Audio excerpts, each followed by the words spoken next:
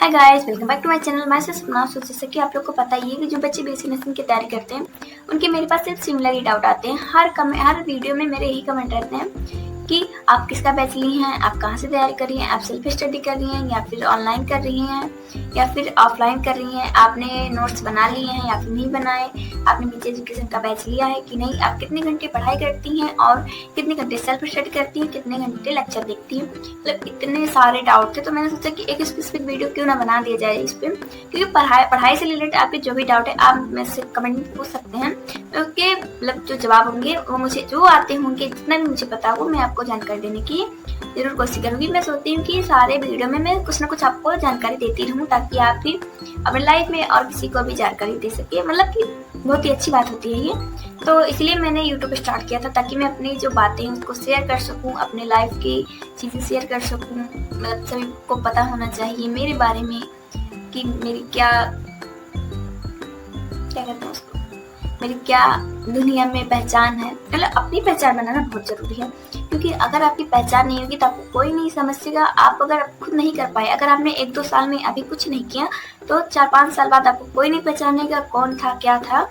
इसलिए मैंने YouTube start किया था ताकि मुझे यूट्यूब के जरिए भी बहुत सारे बच्चे जान सके और मैं जो कर रही हूँ उनको भी वो देखे, तारीफ की, वो भी प्रेरित हों और वो भी पढ़ें।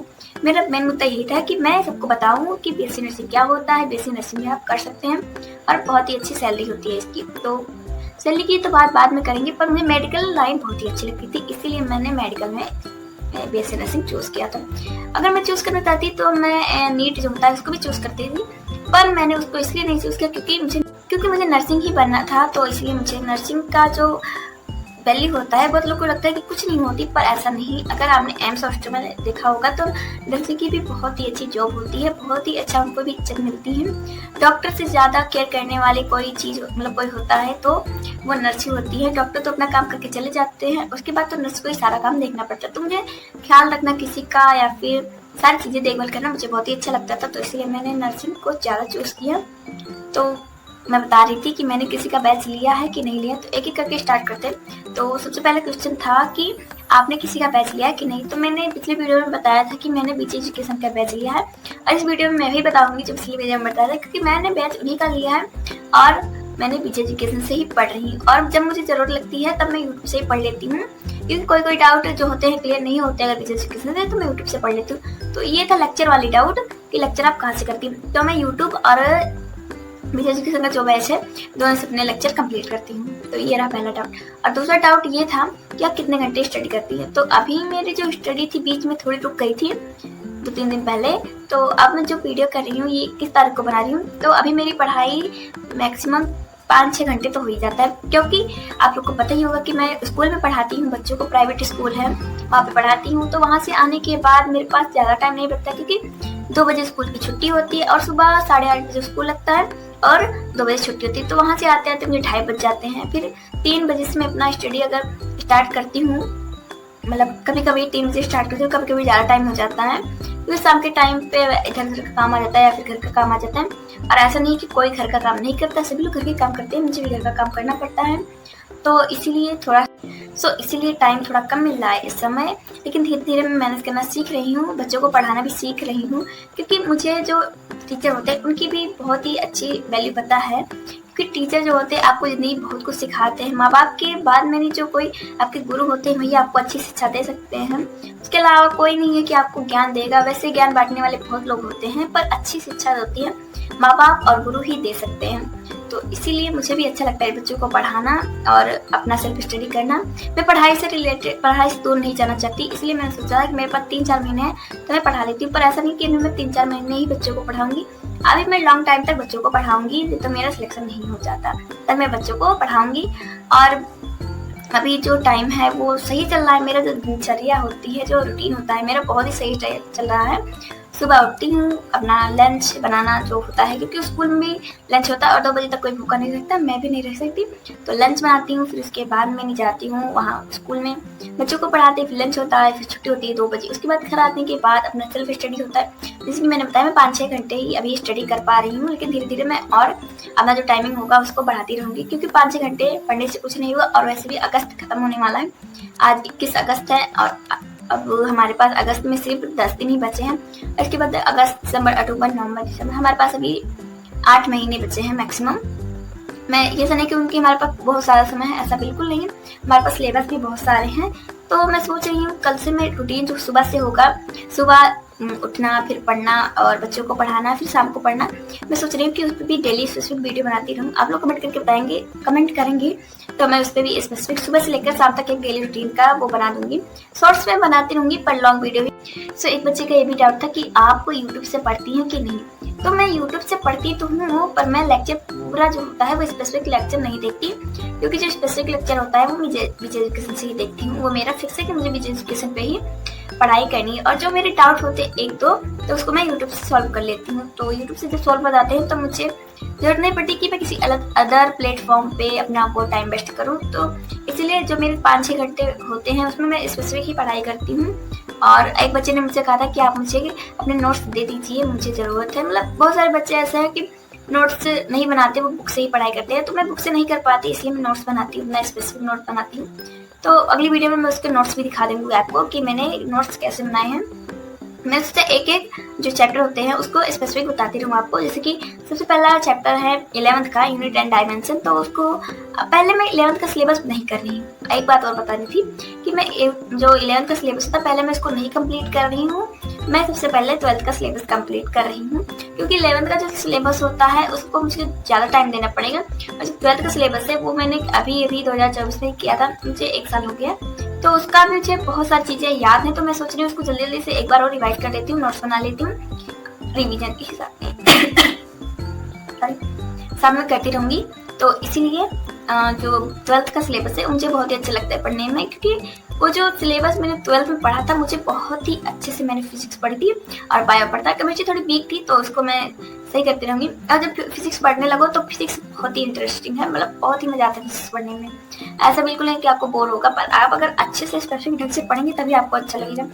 और बायो जो होता है वो तो शायद ही बच्चों का फेवरेट होता है बायो पढ़ना। और केमिस्ट्री में थोड़े बच्चों, केमिस्ट्री में कुछ बच्चों के डाउट होते हैं, पर ऐसा नहीं है कि केमिस्ट्री किसी को नहीं समझ में आती। बहुत ही मतलब अगर आप जो भी चीज़ में इंटरेस्ट लेने लगेंगे वो आपको अच्छे लगेंगे, मैं यही कहना चाहती हूँ। तो बायो तो सभी लोग को अच्छा ही लगता है, और फिजिक्स भी अच्छा लगता है बहुत सारे बच्चों को। केमिस्ट्री में थोड़ा डाउट है, मुझे भी थोड़ा डाउट है केमिस्ट्री में, तो उसको मैं सॉल्व करती रहूँगी धीरे धीरे।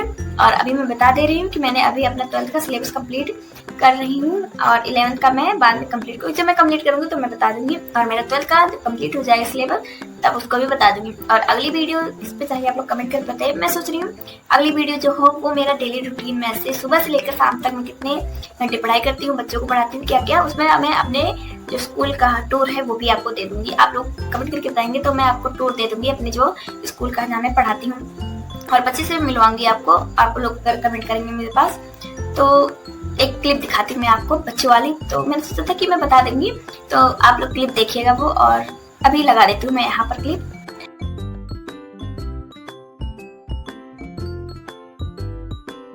सब बहुत ही छोटे छोटे बच्चे हैं, मतलब बहुत ही अच्छा लगता है पढ़ाने में उनको।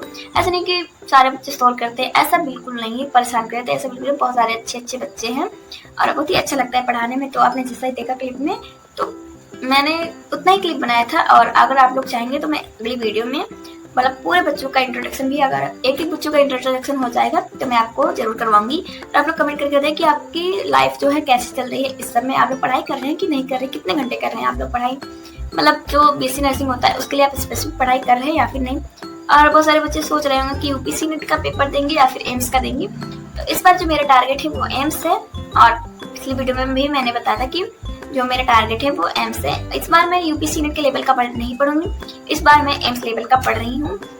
तो अगली जो वीडियो होगी उस पर दिनचर्या जो होता है दैनिक सुबह से लेकर शाम तक का, वो मैं सुबह से बताना स्टार्ट कर दूंगी। और आप लोग को और भी डाउट है तो आप लोग मुझसे कमेंट करके पूछ लिया। मुझे नहीं समझ में आ रहा कि मैं क्या बोलूँ, क्योंकि पता नहीं मन नहीं कर रहा है क्या बोलूँ।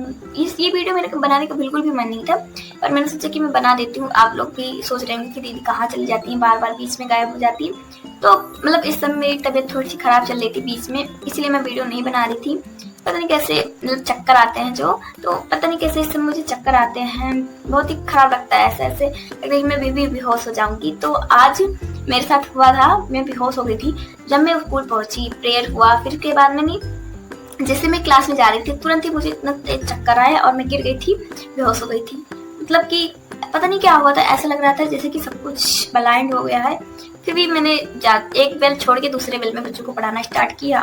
मतलब खराब नहीं था, जाने देना था अपना दिन, तो इसलिए मैंने उठा और तबीयत को छोड़ते हैं और अपनी पढ़ाई पे फोकस करते हैं। क्योंकि अगर आप पढ़ाई नहीं करेंगे तो जो वैल्यू है आपकी वो कोई नहीं समझेगा, कोई नहीं। आप ही नहीं, आपको लग रहा है कि बाद में देख लेंगे जो होगा, ऐसा भी नहीं, जो होता है वो देखा नहीं जाता बाद में। तो इसलिए मैं यही कहूँगी, आपको सजेस्ट करूँगी कि आप लोग भी पढ़ाई कीजिए अच्छे से और आप लोग भी नर्सिंग को क्रैक कर लीजिए। बहुत ही मतलब जो नर्सिंग होता है उसको क्रैक करने के बाद बहुत ही अच्छी रिस्पेक्ट मिलती है आपको। घर वाले, बाहर वाले, रिश्तेदार सभी लोग आपकी रिस्पेक्ट करेंगे और आपको बहुत ही अच्छा लगेगा और लाइफ जो होगी सेट हो जाएगी आपकी।